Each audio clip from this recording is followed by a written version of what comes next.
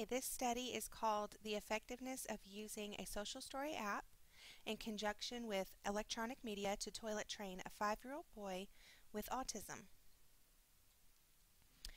The purpose of this study is to assess the effectiveness of social stories in conjunction with electronic media, such as an iPad, for developing toileting skills in a 5-year-old boy with autism. Autism is a developmental disorder, and it impedes a child's ability to communicate and develop social relationships. There are actually 3 areas that are telltale signs that someone has autism, and it's their communication, their social skills, and repetitious behavior, which is called stimming. In certain social settings, children with autism lack the skills necessary to achieve the expected outcome. Many children with autism, they lack social skills because they need the training to be able to interact with other kids socially. They do not always pick up on social cues such as facial expressions, the meaning behind words. They take things very concretely. They don't understand abstract concepts, and so things have to be taught to them explicitly, and they have to be shown step by step what needs to be done in certain social situations. One such situation would be going to the restroom. Many children with severe autism do not develop the ability to use the restroom as quickly as their typically developing peers. So the second point says, this includes the ability to recognize one's own need to use the restroom without reminders. The capacity to remember all steps, for example, pulling down your pants, knowing to wipe when you're done, to flush the potty, to go wash your hands. Also the steps that are involved in washing your hands, turning on the water, getting your soap, drying your hands, all those things need to be explicitly taught or shown visually to them. They need to have the ability to do this without physical assistance, and the self-control to abstain from using the restroom if one's not immediately available. Current philosophies in education also stress the importance of inclusion of children with special needs. So the achievement of toileting skills is a growing concern in educational settings, meaning that the children with that current philosophies, there is definitely a movement now more towards inclusion of children with special needs in the regular education classroom to the greatest extent possible. And so there's a big push for that, and so many general education settings are going to be seeing more and more children with special needs, and so the skill of being able to use the restroom on your own would be a very important skill for a child to know. It would also help with their self-esteem, and it would help them to be able to participate in all kinds of typical events, such as maybe field trips, or being able to take part in a production, or just different events where they would have to learn to abstain from just using the restroom on themselves, and would need the skills to be able to go to the bathroom on their own. The participant in this study was a 5-year-old boy with autism named Landon, who attends the Language Enrichment for Autism program, also known as the LEAP program, a self-contained program that focuses on verbal language development. Landon is a pseudonym. It's not his real name. I did obtain permission from his mother to go ahead and conduct this study with him, and he is part of a program that I teach in, the LEAP program, and it is self-contained. We go from 8 to 2 every day, and we get no breaks from the children. The children are with us all day to help them with their verbal language development, and also with just the consistency of having the same person with them.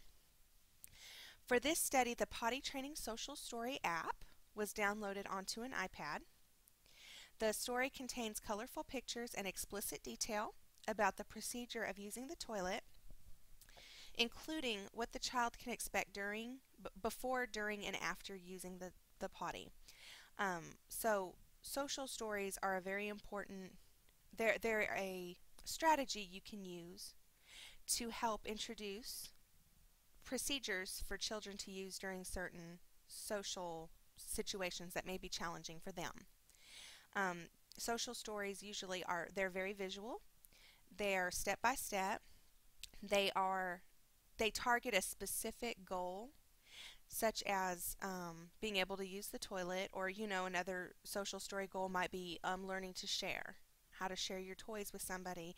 And the children need to be prepared for all kinds of different scenarios or people who may be involved. So a social story is going to talk about who's going to be involved, mom, dad, teachers, other children, um, what the goal is, what it may look like, what they may like for this social story app, for example.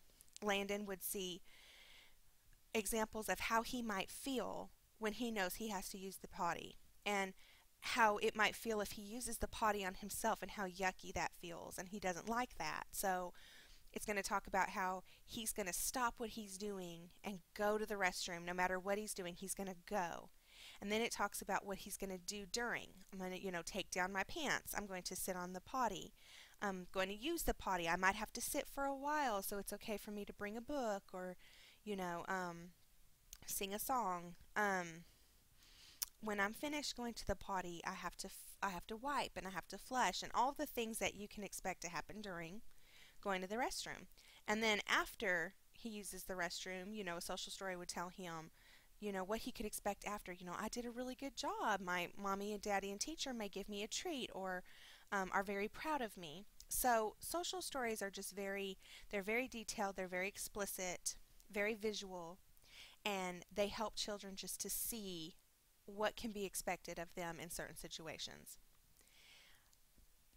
Um, Social stories are not necessarily developed to change behavior in themselves, but they are there to help fill in the missing information that the children may have, so that they can piece together what is expected to them, and it's more of a starting point for teaching a behavior change.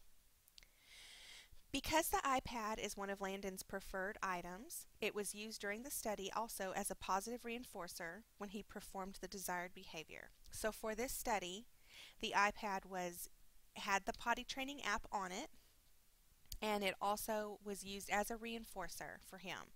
A reinforcer is something that you give to somebody, a positive reinforcer is something you give to somebody as a reward or a reinforcer for a desired behavior. You want that desired behavior to increase, so you're going to give them a reinforcer that's going to increase that good behavior. After recording the baseline for 5 days, this is my procedure and my data collection. I recorded the baseline for Landon for 5 days to see if he would use the restroom on his own, the big potty on his own, and without any kind of reinforcer or any kind of treatment. Then a treatment of the Social Story app and the iPad reinforcer was introduced for the next 20 school days. My treatment was that every morning during circle time, the potty training Social Story app was played for the whole class as part of the instructional routine. In the afternoons, at the very end of the day, Landon was taken into the restroom with a timer, the school iPad, and a first then picture.